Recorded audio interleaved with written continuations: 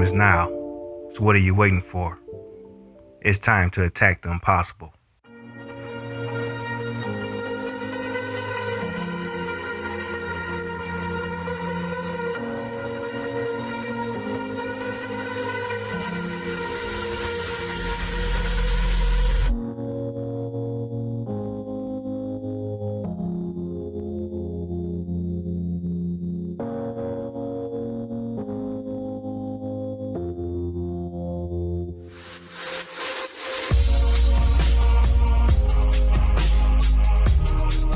So what will you do with the moments that you have left?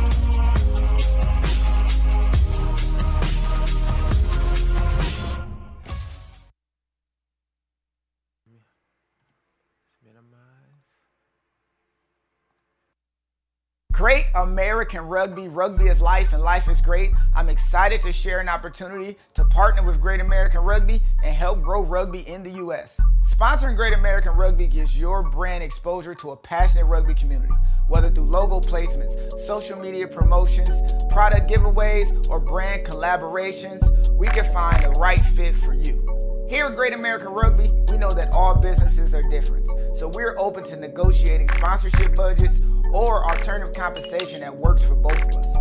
If you're interested, please fill out the sponsorship interest form. It'll only take a few minutes, and I'll personally reach out to discuss the next steps. Let's build something that benefits your brand while growing rugby. Thank you for your support. Let's grow rugby together. Rugby is life, and life is great. Be great.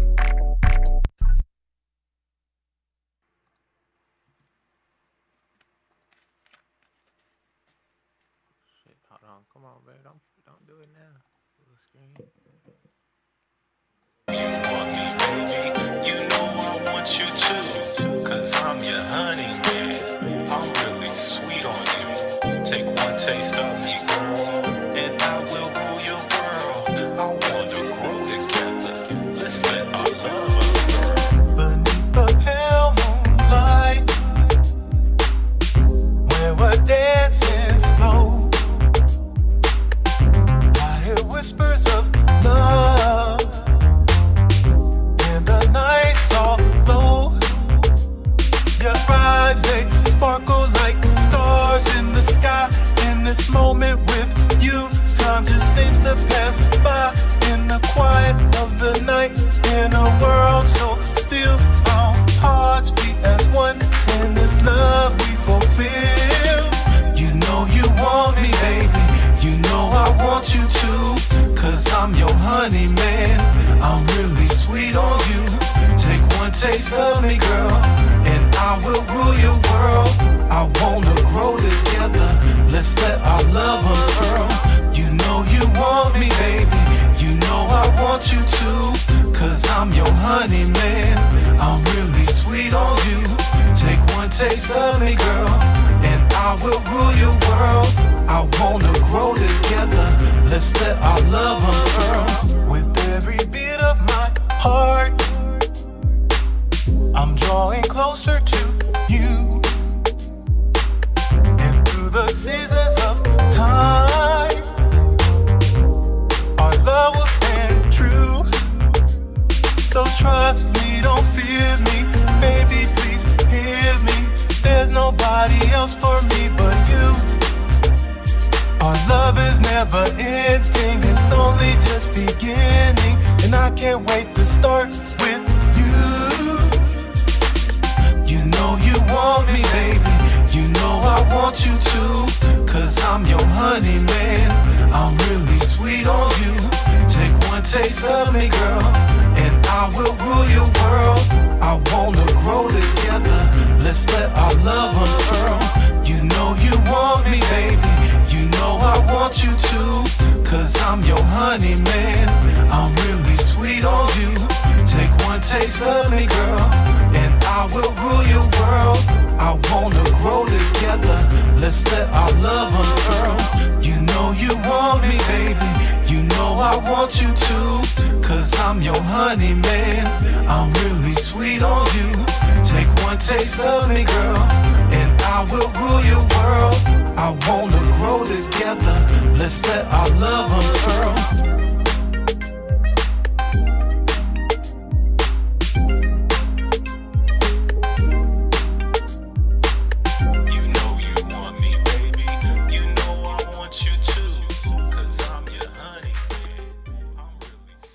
on you. Hey, that is. Well, what do we have here? It's your last chance to. Hold on.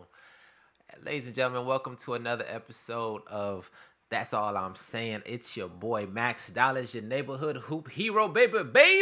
What's up? Hey, and we are here with another special episode. Today is episode 4. Before we get started, I want to give a special shout out to our sponsors, Stillwear Athletic Brand, the Great American Rugby, and of course, the Honeyman himself, Abasi Still.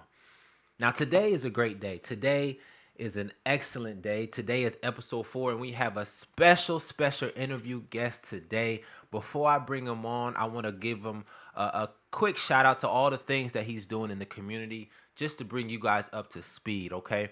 Today, we have an award-winning tattoo artist back from 2022.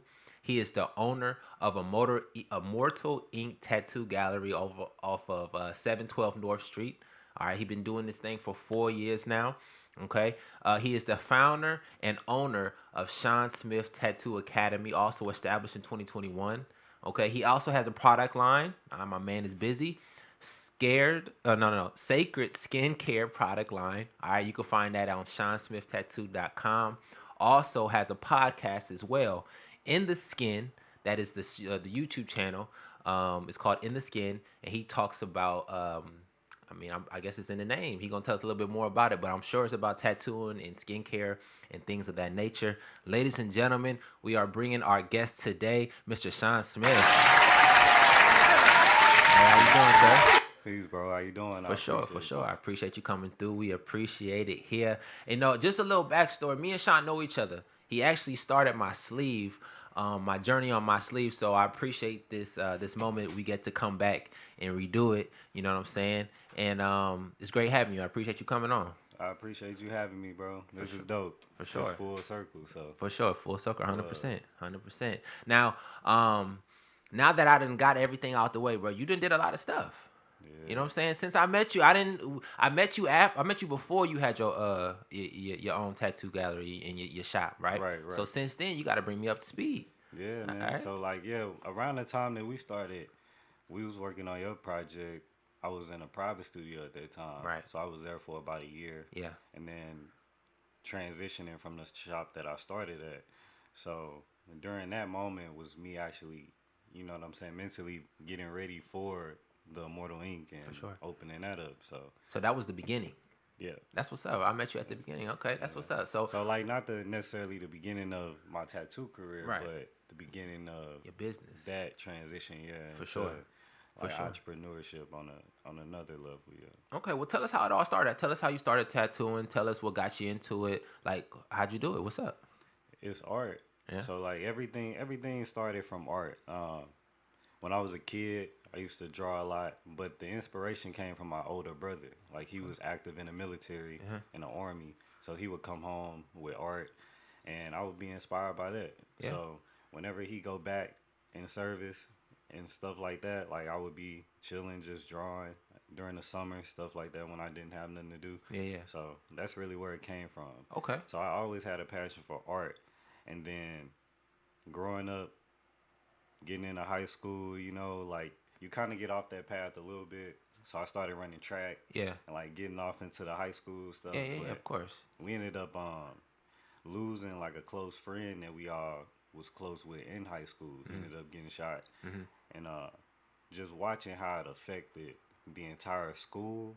Like they had to bring counselors in, like stop classes, like open up the library for anyone that needed to talk to anybody, like the teachers, students, everything. Like it was big. That's deep. But experiencing that, and then me going through that emotionally, like trying to figure out, okay, like how can I express myself, you know what I'm saying, and my feelings for this. So went home later that night. The only thing I could think of was to draw. Oh, really? So like I drew a portrait of him, and then brought it to school the next day. Yeah. So once I started showing people, like literally just seeing people crying and like the tears come from just, of course, that moment, but also seeing that art.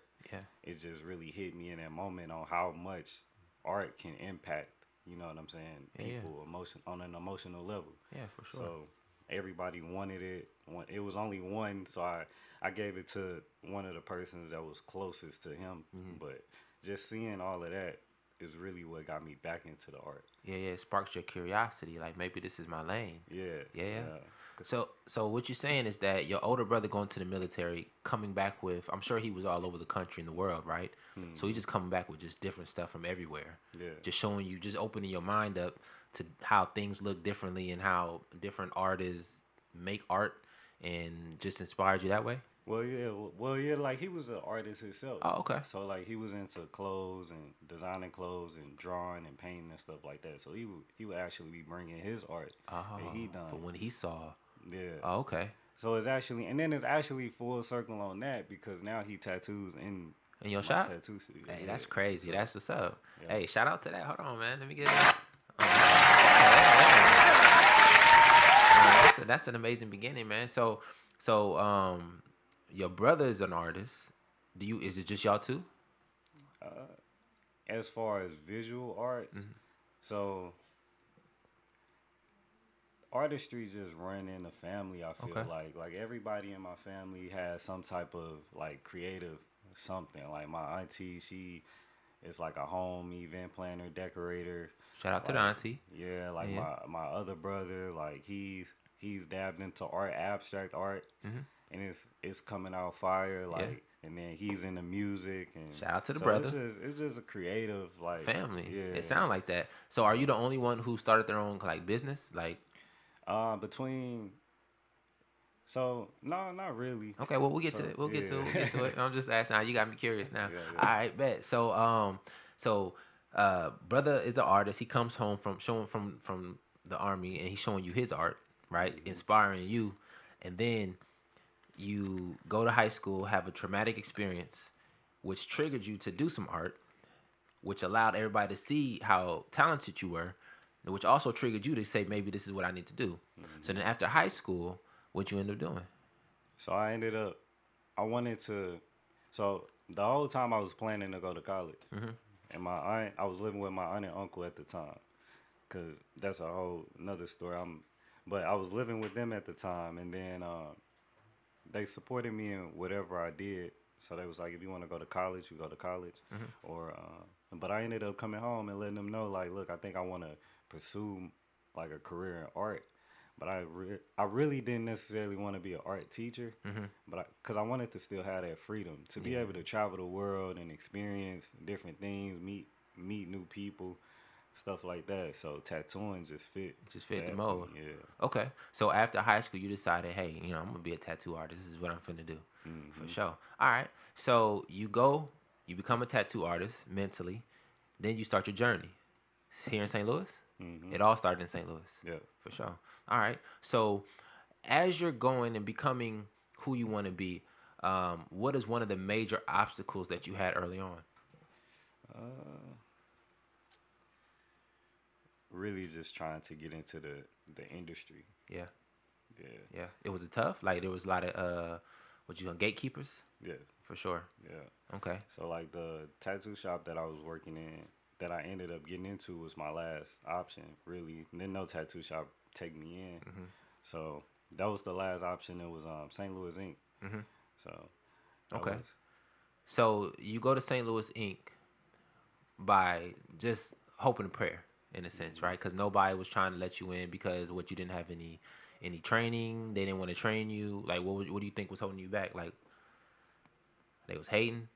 Yeah, so like now looking back on it, the tattoo industry is very sacred. So it's like if you're gonna be in it, you gotta give it your all, and like really put all of your life and your time into it. Yeah. So that was a big thing. Like then it's kind of like it was based off of who you knew, really.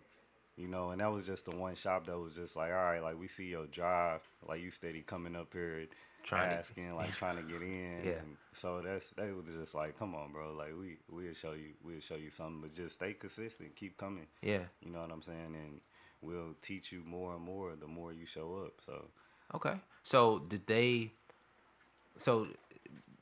I'm sure becoming a tattoo artist isn't, because it would sound to me is like it's pretty simple. You just go to a tattoo shop and say, "Hey, I want to art. I want to, I want a tattoo," and then you bug them enough, they're gonna let you. But I'm sure that's not that easy. Nah. Did you practice? How did you get good at tattooing? Yeah, I had to practice, but before I even started practicing, I had to like clean up after people, clean the bathroom, sweep the floors, like do all of the dirty work. You know what I'm saying? And then sit in on other artists tattooing and watch them tattoo for hours. Yeah. And then that was a 12 p.m. to 8 p.m. Yeah. You know what I'm saying? So at that particular time, you're not making no money though. Nah, so I'm doing my apprenticeship from 12 p.m. to 8 p.m. And then I'm working an overnight job from 9 p.m. until the morning. And then I'm sleeping for like a few hours. And then I'm doing it all over again. Yeah. Yo, that's tough.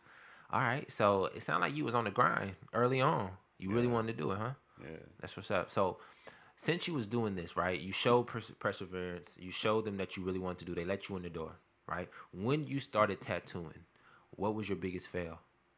For most people, the biggest fail would be like trying to like gain clientele, I should say. But for me, it was mainly because I was fresh out of a community of people from like high school, my high school friends and stuff like that. That wasn't really too much of a bigger problem. But the one thing I would say was marketing, branding, that's like tough. building a brand, getting myself out there and building those relationships with clients outside of like friends and people that I already knew. Yeah. So I feel like that was a big step. That was hard. Yeah. So how long did it take you in order to, at that first shop, to start getting, clientele coming and asking for you? Didn't really take too long. I want to say it took a couple years. It wasn't really that. It just crazy. Consistency, timing, just being around. Okay. Just staying at it, like the passion. Like I enjoy marketing. I enjoy like putting myself out there, like showing my creativity and connecting with people and stuff like that. So just that consistency over time is just it's like compound interest. For sure, 100%. I feel you what you're saying. So,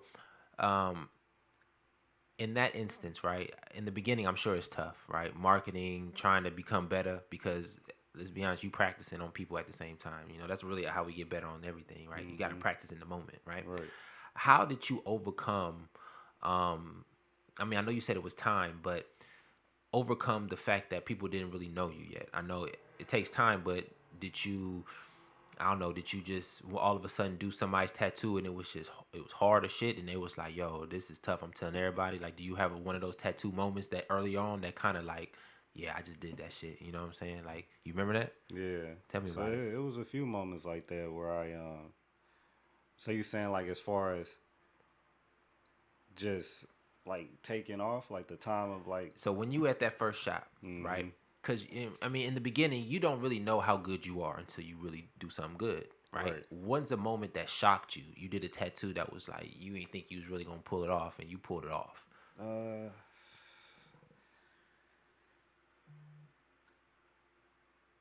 would say it was this leg piece that I did, and I started it at like 12 p.m.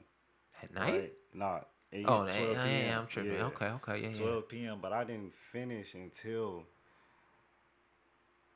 I can't remember what time, but it was like 3 something in the morning. And then I ended up falling asleep in the tattoo shop, and but I killed it though. I killed that piece, and that's one of my most memorable pieces. Like earlier on, it was like an oriental piece on the side of my leg. Like, yeah. And you drew it yourself too? Because I know you freehand most of the time. Like you draw it out and then let the people see it. So you was drawing it too? Yeah. That's what's up. Yeah. That's what's up. So that built your confidence. Yeah. I'm sure to tackle those bigger pieces. Yeah. And then to persevere through it. Yeah. Yeah, it definitely shows you like, okay, like I can do a little bit more. Yeah, for sure. Push it more. So one thing that I always do when I tattoo now is I even tell people that I teach how to tattoo. Like if you design all the way up into the point where you feel like, all right, I'm taking doing it too much. a little bit past like my comfort zone, and stop there every time. Yeah. And you just keep doing that. You're gonna keep evolving and keep getting better. Right. So that's kind of how I design now. You know what I'm saying? Even from there, Okay. it's always just pushing it as far as I can until I feel like, okay, I might fall off the edge.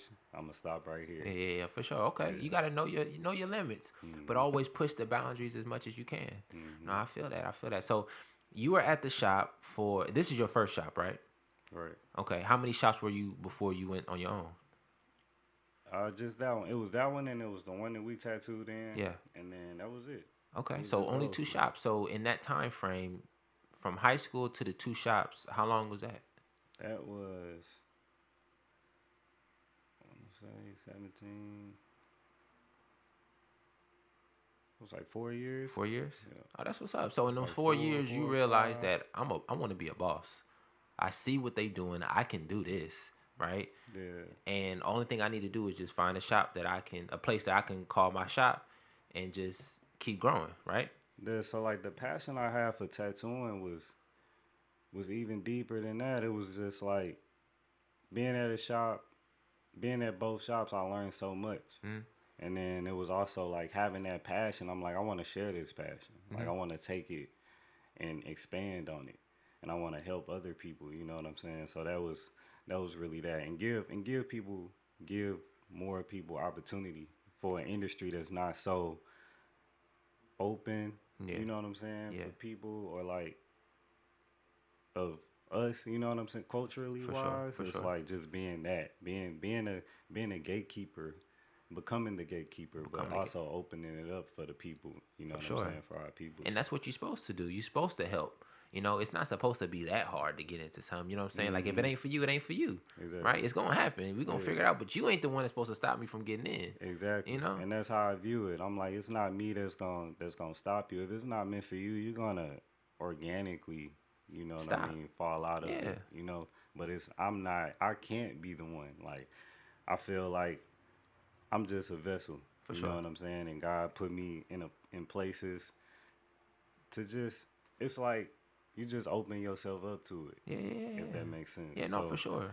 If you got that type of spirit, you know, that type of person, that's who you are, then yeah, of course, you're going to do that naturally. So it's only right for you to open up a shop and be welcoming to people who's trying to be in the industry. And if they can handle it, they can handle it. If they not, they not. But it's good to know that that place is open, that we can go. So hold on, where's that again? That's 712 North 2nd Street. 712 North 2nd Street. If you're a tattoo artist and you need some guidance, some mentorship, call Shawn. He's available. He is available. Now, we done got all the way up to speed. We at the tattoo shop now, Immortal Inks, right? That's where we at right now. Yeah. Okay? So what are you doing right now? Like, what's up? Like, you got an academy, a podcast, a product line? Like, what's up, man? Tell me. Man, so we got the Tattoo Academy, really just guiding people more structurally through the tattoo process as far as learning how to tattoo from beginning to end. Yeah. You know, like I feel like when I learned it wasn't too structured. Yeah. So I wanted to put together something that was more structured and it take you from A to Z. Yeah. You know, and it's like taking on that responsibility, because if I'm gonna teach you how to do something, I don't want to be the blame of why. Like, it dang, sucks. Yeah, it ain't my fault. Exactly. It's like even if you do think you know it, it's like I still feel in my heart to tell you, so I can at least know that I did know you what I'm right. saying? You did what you supposed to do. You checked all the boxes. What you saying? Covering your corners. I understand. Right. So the academy, is it available courses online, or they have to like enroll with you to be an apprentice and be an academy? Yeah, so it's one-on-one, it's in person, and then eventually it's to also include seasoned artists that are in the shop, and each one of them have their own, you know what I'm saying, section in the academy as well, but it's all in person right now. All right, well, if you're interested, hit him up. Shawn Smith Tattoo on IG, hit him up. Okay, now tell me about the shop, like how long you been in business with the new shop, and you know, anything special going on? Like, you got any events, like, what's going on Yeah, there? so it's Immortal Ink Tattoo Gallery has been open going on 4 years now in May. No, congratulations. Hold on. That's beautiful, man. So 4 years. Yeah. So that's just for the community as well, you know, to help people express themselves through art and to also pour back into the community. We have different events going on, like Valentine's Day. We do like Lovers and Friends. Of course, we do the well-known Friday the 13th. And Right. then we do like Inktober's and 314 days. Just being creative with it, but also finding ways to collaborate with the community as well. Right. Throughout those different things and give back in different ways. For sure. But using art to do that. For sure. That's a beautiful thing. And the shop is great. It's amazing. You walk down the steps. Yeah, it's a beautiful shop, bro. Like, the shop doesn't look like it belongs there, to be honest with you. You know what I'm saying? Like, that's how good it looks, you know. I would suspect, like, if you were to, you know, move, I would see you on, like, a corner storefront. You know what I'm saying? With an open glass. Yeah. Or how your shop look now. Yeah. It'd be beautiful, bro. Like, I think that would be, you know, a great look. And, you know, I'm sure it's going to come in the future. You know what I'm saying? Also, you said you are award-winning tattoo artist in 2022, right? Yes. So how did that happen? It was we was in Hunts, Vegas. So that was, it was Huntsville, but the name of the convention was a Hunts Vegas convention. Okay. But I ended up doing this huge eagle on this dude's back. And it was a black and gray piece. So I ended up winning for real? an award for that. Yeah. How long did it take you to do that? It was one session. I want to say it was about 6 hours. Yeah? Yeah. That ain't bad. Well, congratulations on that as well. Hold on, let me give you another thing. Thank Award-winning tattoo artists in St. Louis, man. There's not a lot of them out here. Award-winning tattoo artists, right? I ain't never met one. I'm glad that you are, because that solidifies my piece on my shoulder. Yeah, you know? For sure. Award-winning tattoo. Hey, man. you know what I'm saying? I might have to have you sign it just so it can validate that it's real. Now, what you got next, bro? Like, what's next on the plan? What is your next big adventure that you got planned in the world of tattooing?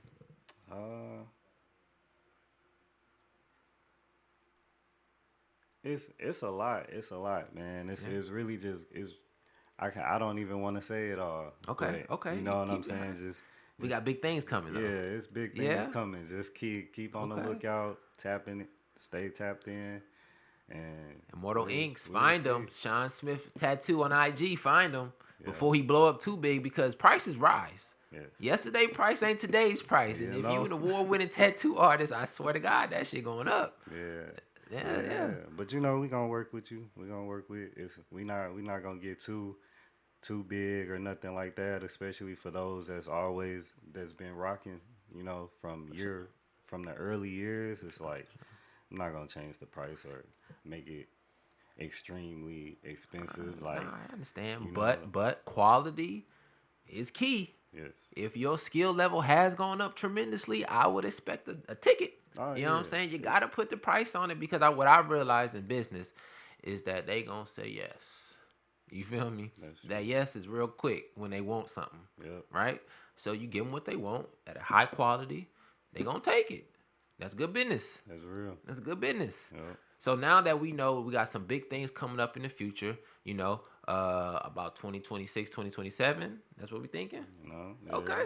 Okay. That's what we're going to leave it at. Now, we almost at the end of here this episode, right? Or not the episode, but the interview. Shawn, tell me what's your ultimate goal? Ultimate goal. If all said and done, what's your ultimate goal? Ultimately, it's not even tattoo related, but it's more just like, just really just being.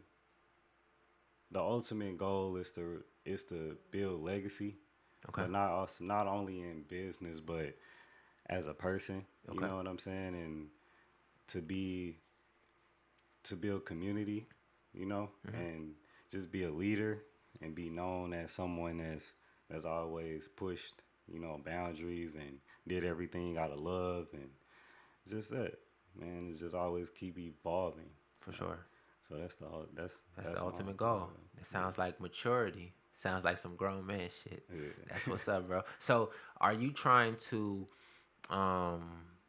grow more here in St. Louis? Do you have any plans on probably, moving somewhere? Like, is there a final destination for Shawn Smith Tattoos? Do you no franchise? Final destination, but I'm really adventurous, so I don't really see a final destination. I do expect to expand. St. Louis has always been, this is where everything started. Right. So this is where I would like to start everything. This is where I was born and raised. So everything always, of course, will start here. But I do expect to expand. For sure. Expect to see a couple of Immortal Ink tattoo galleries all around the city. You know what I'm saying? We spreading like hot fire. Coming soon. Now, listen, we are at the end, and I'm going to give you a second to think about this, right? This is a closing statement. What do you want the people to remember you by, right? If you're an activist, you want to be in the community, if this was the last thing you had to say to people to, have them feel you, what would it be?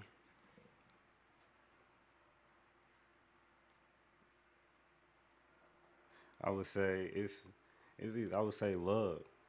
I would say put God first before anything. Love your family, your friends, the people that truly support you, and lift up and build your community. Lift up your community. Okay, no, that's real. Because love is a powerful drug, good and bad. But if you use it for good, then it can only build. It can't destroy. Oh, come on now. And well, we appreciate you coming on. This was a great interview. Ladies and gentlemen, if you want a tattoo and you want something dope, bruh, hit up Shawn Smith Tattoo on IG, Immortal Ink Gallery. Where's it at? 712 North 2nd Street. Hold on, where is that? 712 North 2nd Street. Ladies and gentlemen, Shawn Smith. Hold on, bro. Let me get my thing. Hold on, man. This computer's slow. 1 second. Let me say that again. Ladies and gentlemen, we had a great interview today. We appreciate Mr. Smith coming in. Thank you, Shawn Smith. Thank you, brother. Appreciate you. Now we're going to have a small intermission with the one and only Honey Man. Let me get my boy up here. Honey Man Abasi. Oh, that ain't it. Hold on, ladies and gentlemen.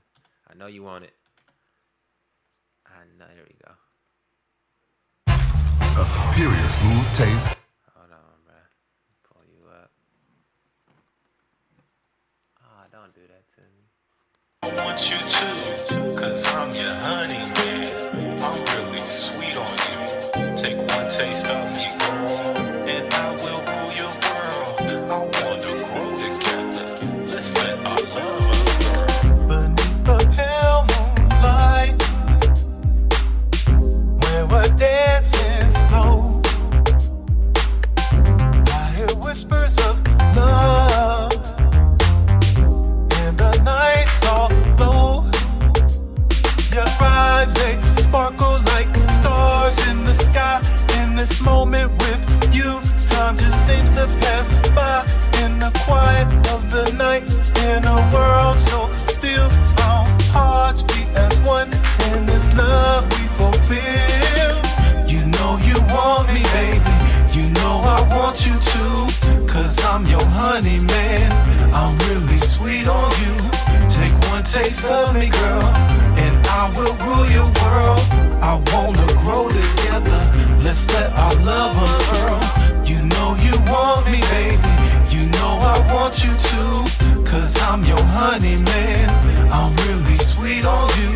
Take one taste of me, girl, and I will rule your world. I wanna grow together. Let's let our love unfurl. With every beat of my heart, I'm drawing closer to you. And through the seasons of time, our love will stand true. So trust me, don't fear me.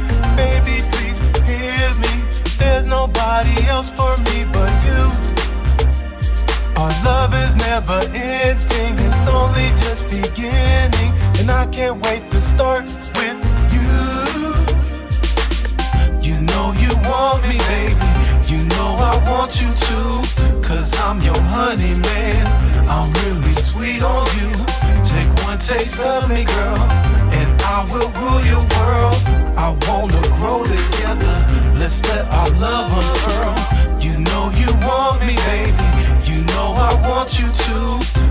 I'm your honey man.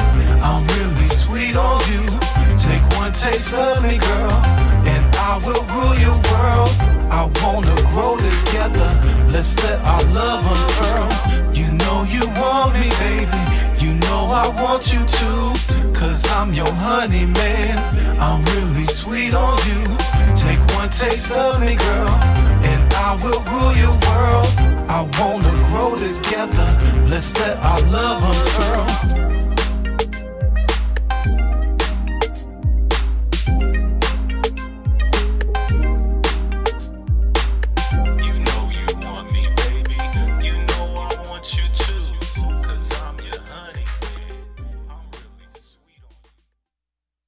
If it's gorgeous you want, look for the grit. Because it's the pros who are out there. Hold on. We back? We back? We good?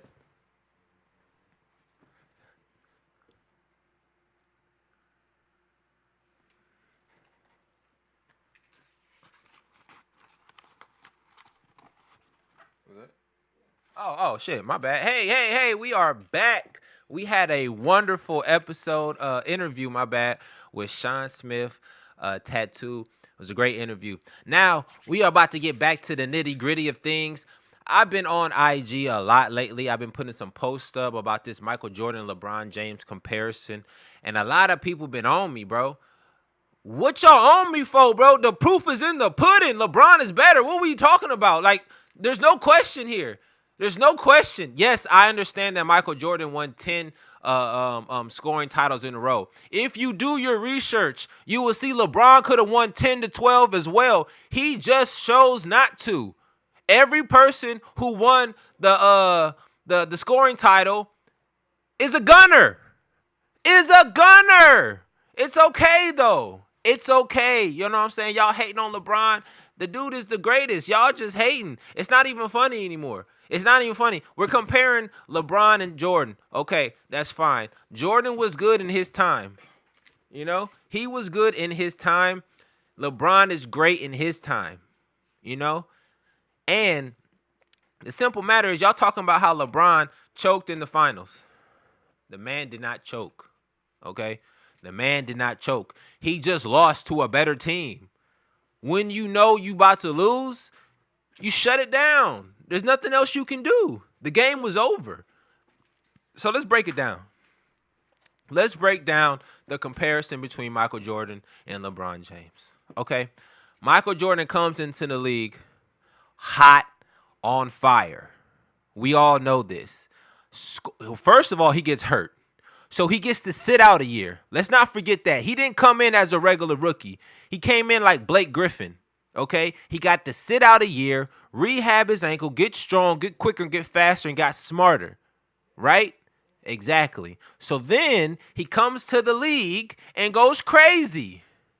We understand that he's a great scorer, but all shooting guards are great scorers and selfish. That's what their purpose is. You can't name me one shooting guard who is not selfish.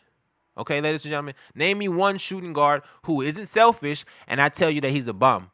All shooting guards are selfish, and that's what I was saying about Jordan. Jordan is not necessarily a selfish player, but as a shooting guard, you have to be ultra aggressive. Now, let me ask you this, people. Let me ask you this. If you are a coach on a basketball team and you have a whole bunch of hoopers, are you going to tell them to play like Mike? No. You will probably tell them play team ball like LeBron. Why? Because you get everybody involved. Everybody feels included. Everybody's happy. If you have one player on the team that's gunning, nobody's happy but the guy that's gunning. And y'all act like being like Jordan was something special. Nobody could be like Jordan. The only person that wanted to be like Jordan and almost achieved it was Kobe Bryant. And what did they call him? Selfish. A gunner. He's not a team player. Only people that like Kobe is us now after the fact. The Mamba mentality, we respect it because it worked. But in the fire, you guys didn't fuck with Kobe. You barely mess with Jordan. The only reason why we love Jordan is because of the shoes and the aura. The man is great. I'm not taking nothing away from Jordan. The man is great. He is the greatest at a point in time. But sometimes you get surpassed. It is okay. And when you get surpassed, it has to be by somebody greater. And it's okay. LeBron is just greater. Did he win more championships than Jordan? No. We all know this. Did LeBron go 6 for 6? No. Did he win 4 championships and lose 6? Yes. But why did he lose? The reason why LeBron lost is because, number one, he didn't stay with one team. Staying with one team makes things easier. I'm telling you. It's easier. Osmosis. Your team is glued together as one. You can close your eyes and know where somebody is going. That's where you see no-look passes coming from. That's when you see behind-the-back lobs. You know what I'm saying? Like, it's called osmosis, team chemistry. It's a unit. LeBron chose not to be in a unit and show you suckers that he can go anywhere and win. That's what he did. Miami, he goes and wins. He says 7, 8 championships, but he's playing. We all know this. We believed it for a second, but they had to glue. They had to gel. It just wasn't happening that quick. It took them a year to get it together, and after that, it was curtains. If LeBron stays in Miami, I guarantee you they win 6 back-to-back. Back-to-back-to-back. There was nobody beating the Heatles. We know this. The only reason why he left is because Pat Riley. You can't, it's not even, it's Pat Riley, and they all say it, it's Pat Riley's fault. Just like when Jordan didn't want to play with the Bulls no more, y'all call it a retirement, I called it he quit. It's because of the owner. If these owners don't get in the way of our players being great, you will see greater and better stats. But the owners are messing up the game because they have egos. And it's okay. It's okay. That's why Jordan went 3 for 3. Could Jordan have went 10 for 10? Probably. Because those 2 years he took off, Houston won. Houston couldn't mess with Jordan and the Bulls. We all know this. But if he never quits, then he might have went 10 for 10. And then he will look real similar to somebody we call the GOAT now. Didn't LeBron James go to 10 finals? 8 straight? Greatness does what greatness does. If LeBron James wanted to take a break, he could have took a break and played football and came back the next year and went to the finals again. It's just what it is. The only difference between LeBron and Jordan is that LeBron chose to play with different groups of players to show you that greatness travels. It travels. When Jordan left, the Bulls were still good. When LeBron leaves, the teams go to boo-boo. We talked about this already. Okay? So stop complaining that we're glazing on LeBron. We're not glazing on LeBron. We're stating the facts, people. These are the facts. He's greater. The only thing you can say is he didn't get the 6 championships. Well, he had opportunities. It's not a participation award. It's the facts. He had 10 opportunities to win 10 rings. Jordan had 6 opportunities to win 6, and he won all 6. Kudos. But he also quit twice. If he never quits and does a full career, we don't know what he would have been. He might have been the greatest, yes. But we don't know this. All we know is that he quit. Just like you guys say LeBron punked out in the finals. So what? Everybody has a mental breakdown. That's why Jordan quit. It's all good. You know what I'm saying? Like, you got to take a break.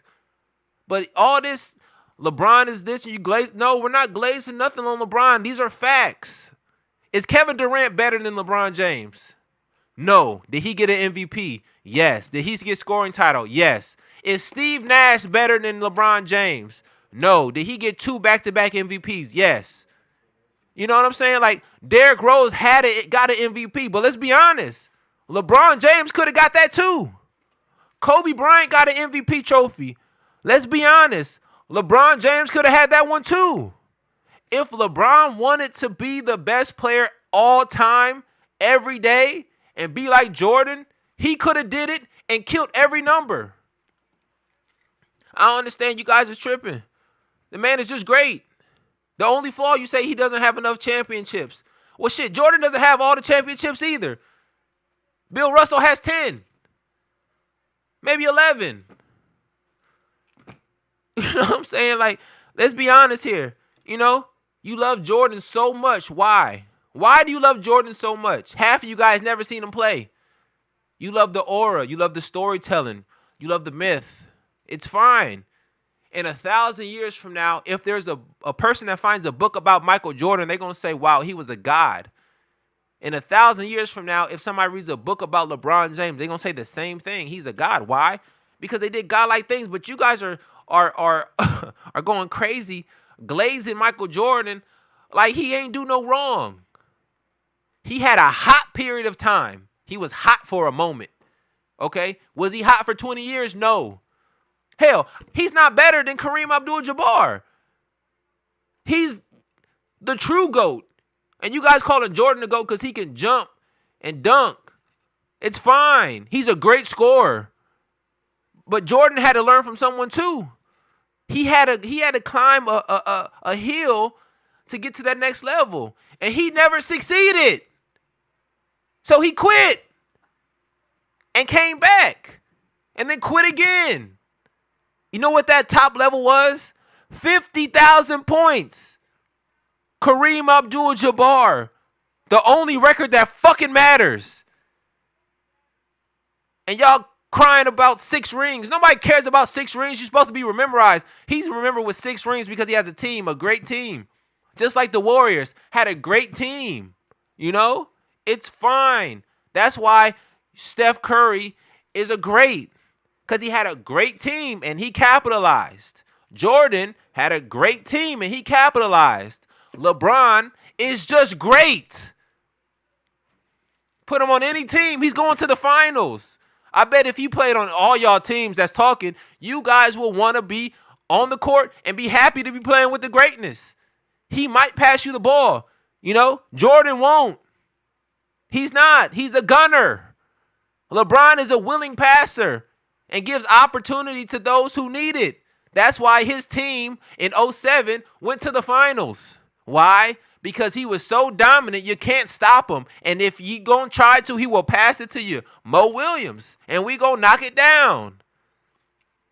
It's cool. I don't even know if Mo played in 2007. But if he did, that was a good one. But if he didn't, we gonna pass it to Boobie Gibson. You know? It's just what it is. Once Jordan changed teams, changed ownership, changed coaches, he was a regular player. A regular scorer. And I told you this before. You take all the Hall of Fame away from Jordan, all the players, he's a J.R. Smith. Uber athletic, can shoot, can handle, get by you, and dunk on you. That's what a shooting guard is. You can say that Jordan, without all his Hall of Fame players around him, is a James Harden. You can say he's a Dwayne Wade. You can say Kobe Bryant. I mean, all shooting guards is the same. So why are you saying that he's not. Jordan is great. He was the greatest until his records, which only is the 6 rings. It's a team thing. Individually, he doesn't even do nothing. He's top 5. Okay, LeBron is 1 on all lists. Longevity, my ass. Longevity matters. It matters. The longer you play, the better you get. That's why in old age comes wisdom. You know? That's why LeBron James is the greatest player. He can go anywhere and do anything and still win. I guarantee you, the Wizards will never retire Michael Jordan's jersey. They won't. Why would they? Now, a lot of people on my IG are talking about how LeBron James had a lot of help, all these all-star help. What Hall of Famers did LeBron James have on his team but Dwayne Wade? What Hall of Famers? Ray Allen, he's a Hall of Famer, but he wasn't the Ray Allen of old, so he wasn't no use. He made one shot. Why did he make one shot? Because he's a shooter. That's why. That was his job. Okay? Steve Kerr, John Paxson, that's their job. But let's keep it on point. Who else was a Hall of Famer that LeBron James played with? Kyrie's not a Hall of Famer. If you think he's a Hall of Famer, please tell me why. He has one championship as a sidekick. He was given the keys to 3 or 4 franchises and didn't do nothing with them. Then he went to another franchise as a sidekick and they got to the finals. He's a great sidekick. Kyrie is amazing, but he's not a Hall of Famer. Chris Bosh, it's not a Hall of Famer. AD, it's not a Hall of Famer. If you think AD is a Hall of Famer, you can kick rocks because he's not. He was given the franchise too, and you look what he did in New Orleans. Nothing. Got a championship as a sidekick. LeBron James. Who else? Who else? Kevin Love is not a Hall of Famer. Who else? That's what I'm saying. Like, LeBron did this all on his own. He had one Hall of Famer for legitly on his team, which was Dwayne Wade, who was a made man. He already won the finals. So he's a made man, regardless. But that's it. Jordan had 4.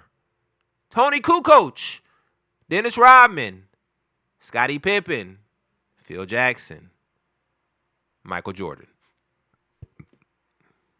All Hall of Famers on one team, sticking together, running the same plays.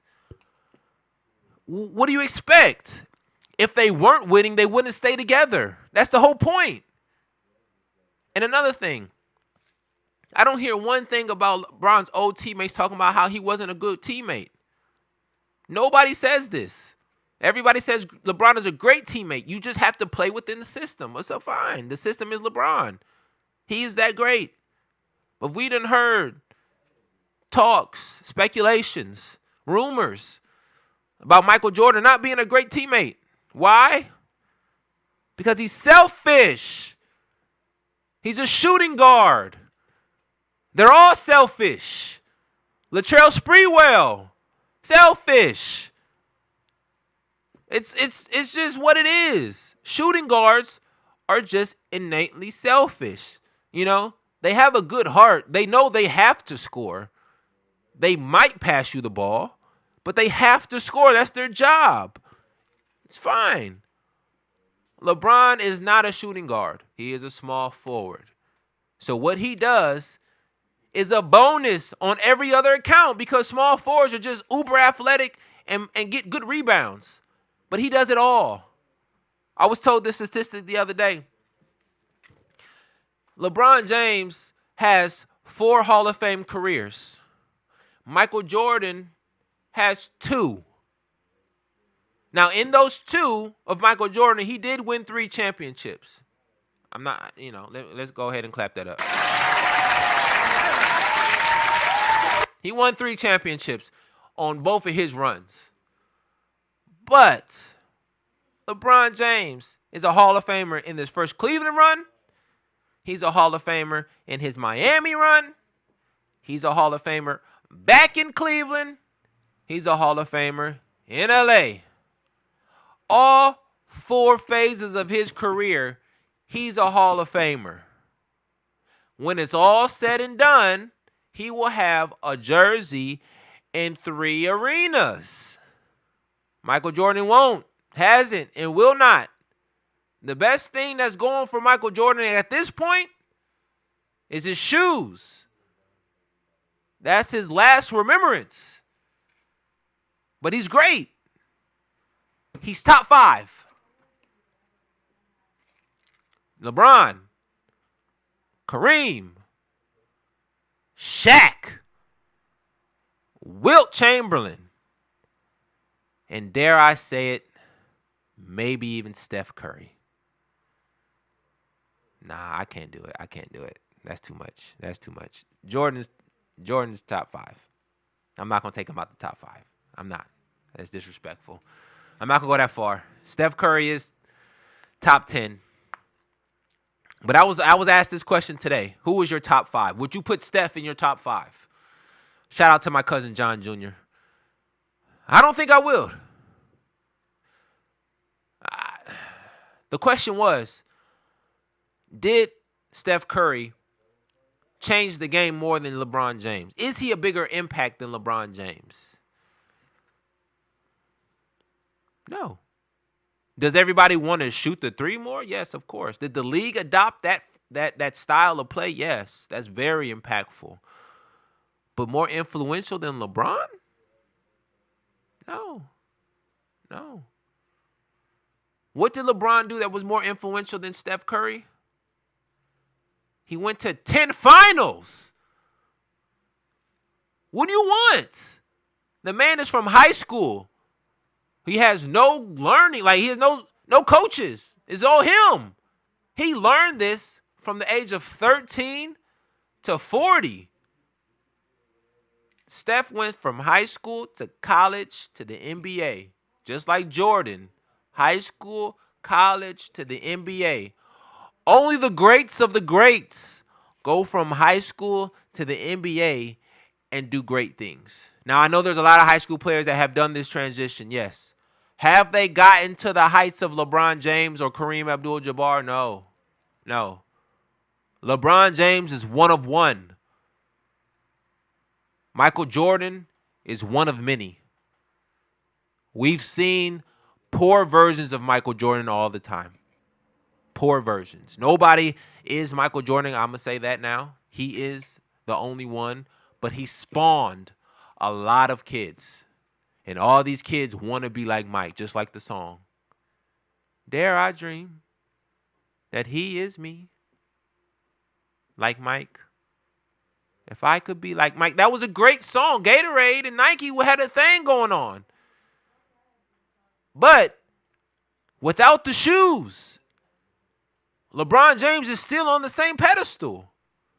You give him a sold-out shoe and the aura of Michael Jordan, the man is going to run the United States of America. He is the president. It is what it is, people. LeBron James is the GOAT because he has surpassed Michael Jordan. I'm not glazing.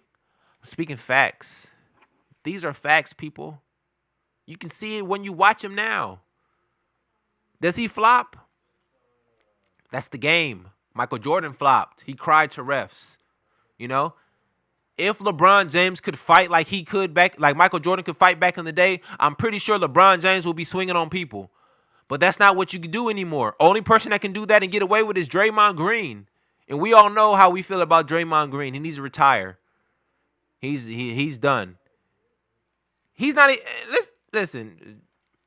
Do you think Draymond is a Hall of Famer? You put him on any other team without Steph and Clay. Is he a Hall of Famer? No.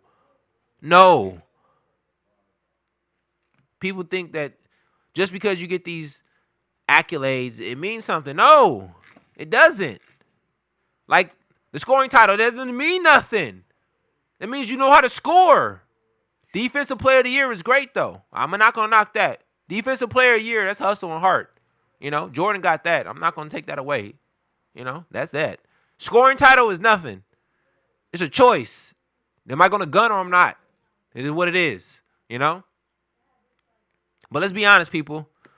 If LeBron James wanted to turn it on and keep it on, all records that he's already broke would have been broke. Championships would have been his. But like you say, if was a fifth, we'll all be drunk. I understand that. He didn't. I get that. So we're stuck in the now, and the proof is in the pudding. LeBron James is the greatest player of all time. You know? Because you can't please them all. You can't please them all. You're still going to love Jordan. It's fine. I'm not saying not to love him. I'm not saying that. You can still love him. I have his shoes. I have his jersey. I'm a fan. But let's be honest, people. LeBron James is better. He's better in all facets. He just doesn't score like Jordan. Because the only person who does like Jordan was Kobe. And we all saw how that turned out for Kobe until he retired. And once he retired, everybody loved the Black Mamba. Okay? Now, we're going to clip these up. We're going to put them out. We're going to see what you say. But you guys are playing. LeBron James, it's been that guy. It's been that guy. Okay? Now, that is another episode here. That's all I'm saying. I am your boy Max Dollars, your neighborhood hoop hero, baby. And I know you can't please them all. But while I'm here, I'm going to try. I'm going to convince you. LeBron is 1. Jordan is 3. Because Kareem is 2. Call it what it is. You call a spade, ladies and gentlemen. And I'm out.